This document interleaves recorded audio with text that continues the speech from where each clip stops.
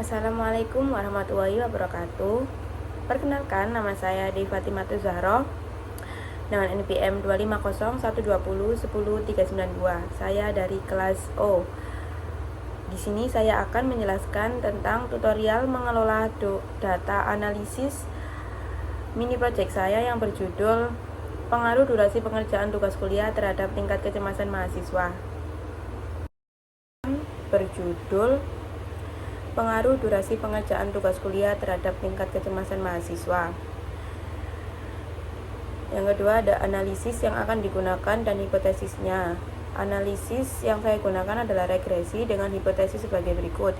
H0 tidak ada pengaruh durasi pengerjaan tugas kuliah terhadap tingkat kecemasan mahasiswa, dan H1 ada pengaruh durasi pengerjaan tugas kuliah terhadap tingkat kecemasan mahasiswa.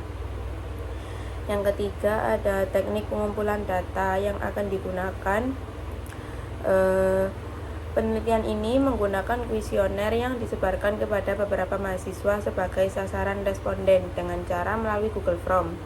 Dan pertanyaannya, yang pertama, dalam satu hari rata-rata berapa jam Anda menghabiskan waktu untuk mengerjakan tugas kuliah?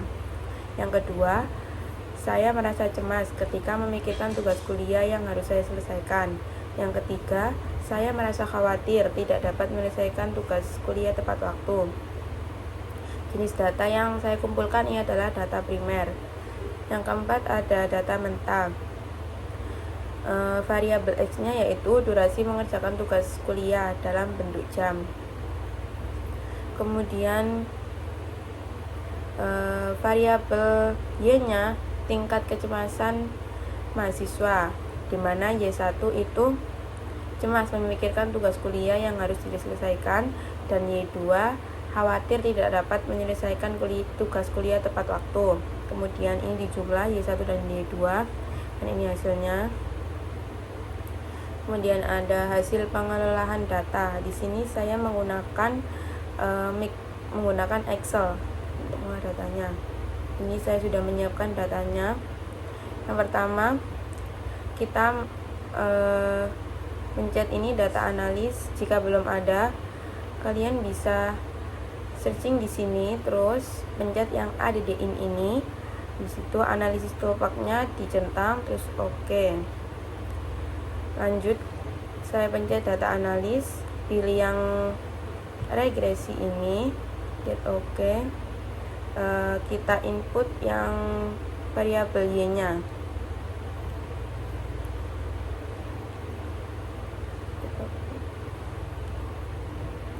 Kemudian variabel X-nya juga di-input.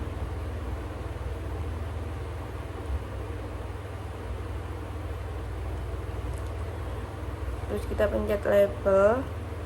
Untuk output opsi itu saya pencet yang range ini. Terus saya pilih kolom di sini.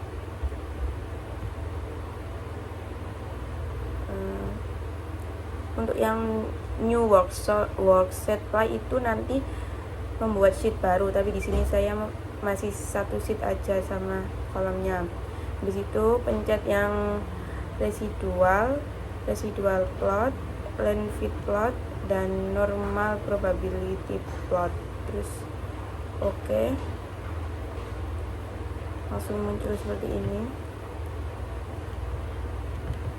Kita rapikan terlebih dahulu.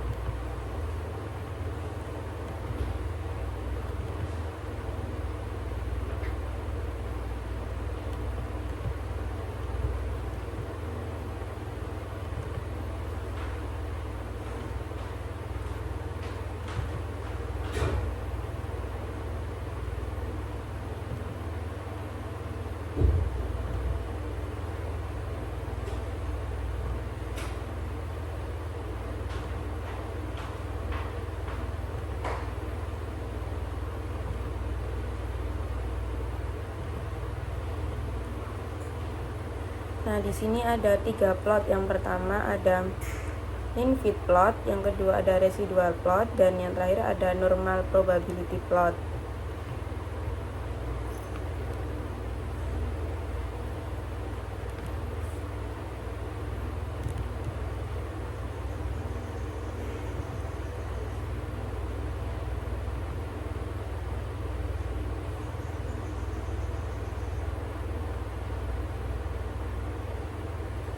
di sini saya akan menjelaskan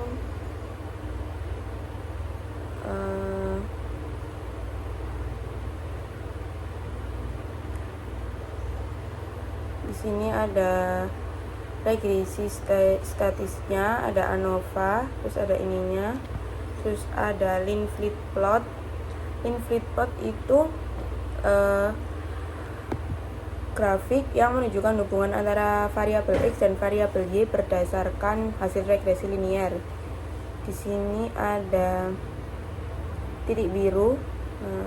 Titik biru ini data asli dari responden, sedangkan titik oranye itu nilai prediksi yang menunjukkan kecenderungan tingkat kecemasan mahasiswa sesuai dengan durasi pengerjaan tugasnya. Kemudian ada residual plot. Residual plot itu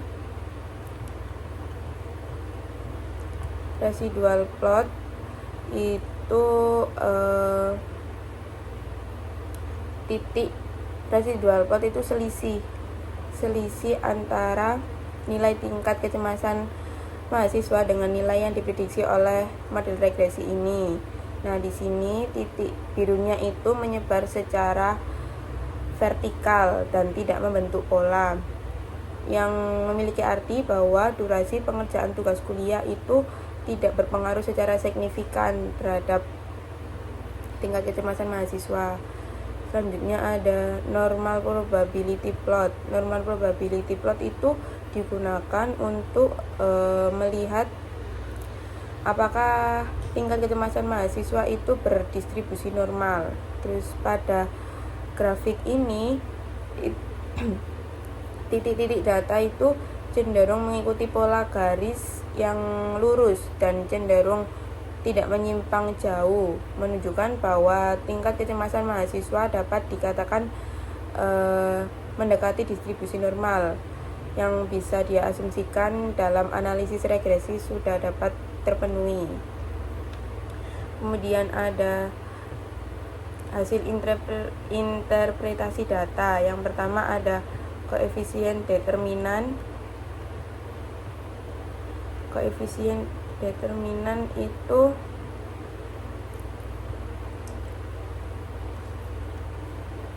atau R square, di mana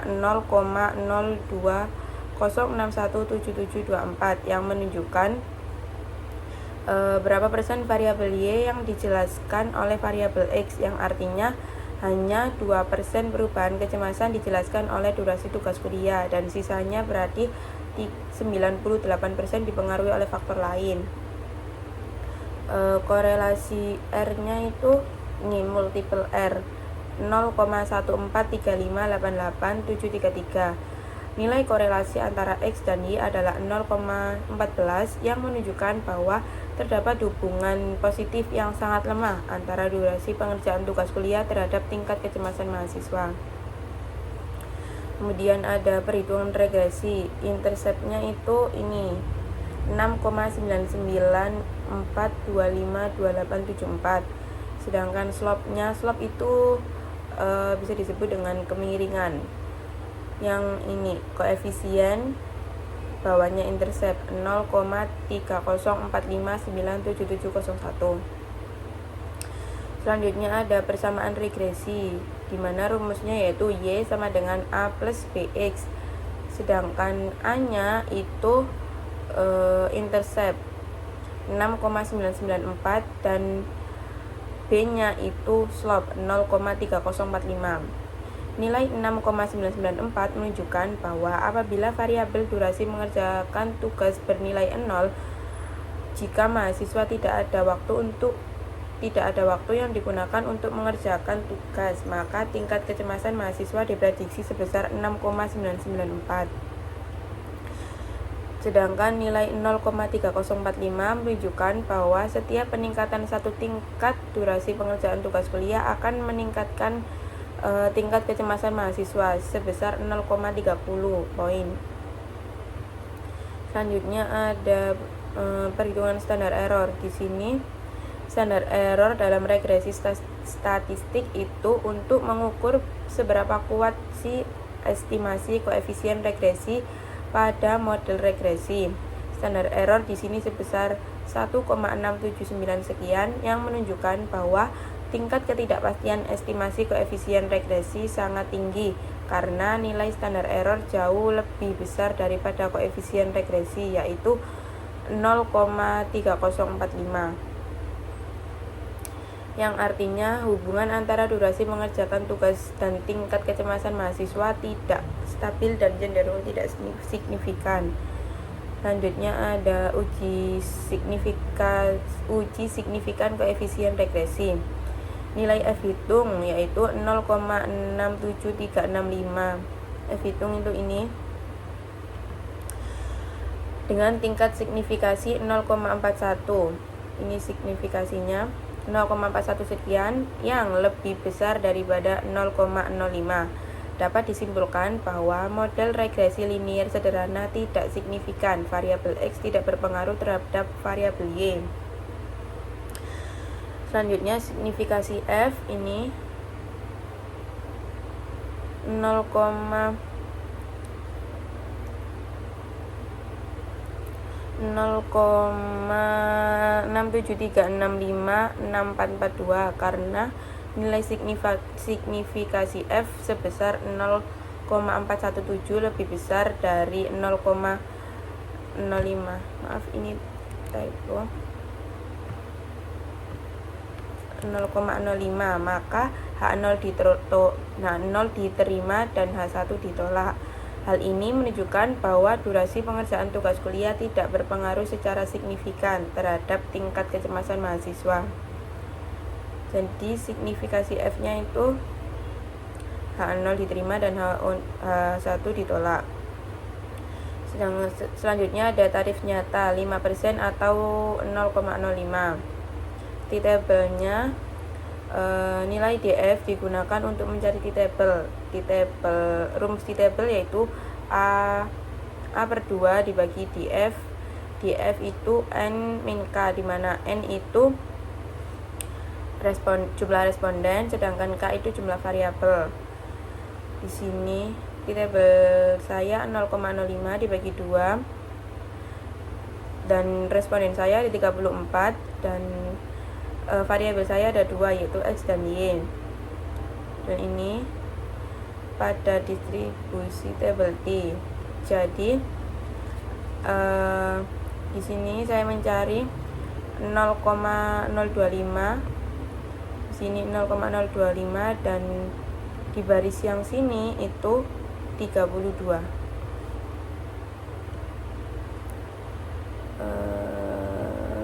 Ini 2,03693. Ini hasilnya. Selanjutnya ada interval. Dengan demikian, interval kepercayaan 95% untuk koefisien regresi berada pada rentang minus 3,1169 sehingga 3,7261. Karena interval tersebut mencakup angka 0, maka dapat disimpulkan bahwa koefisien regresi tidak signifikan secara statistik, sehingga variabel durasi pengerjaan tugas kuliah tidak memiliki pengaruh yang signifikan terhadap tingkat kecemasan mahasiswa. Selanjutnya, ada kesimpulan. Yang pertama, interval kepercayaan 95% untuk koefisien regresi pada rentang minus 3,1169 hingga 3,7261 yang menunjukkan kemungkinan nilai koefisien regresi sebenarnya. Yang kedua, rentang interval tersebut mencakup angka 0 sehingga koefisien regresi tidak signifikan secara statistik pada tingkat signifikasinya 5%. Dan yang ketiga, hasil uji ini menunjukkan bahwa tidak terdapat bukti yang cukup untuk menyatakan adanya pengaruh durasi pengerjaan tugas kuliah terhadap tingkat kecemasan mahasiswa. Yang keempat, dengan demikian hipotesis 0 atau H0 diterima dan hipotesis alternatif atau H1 ditolak, sehingga variabel durasi mengerjakan tugas tidak dapat digunakan sebagai prediktor tingkat kecemasan dalam penelitian ini. Sekian dari saya, kurang lebihnya mohon maaf. Wassalamualaikum warahmatullahi wabarakatuh.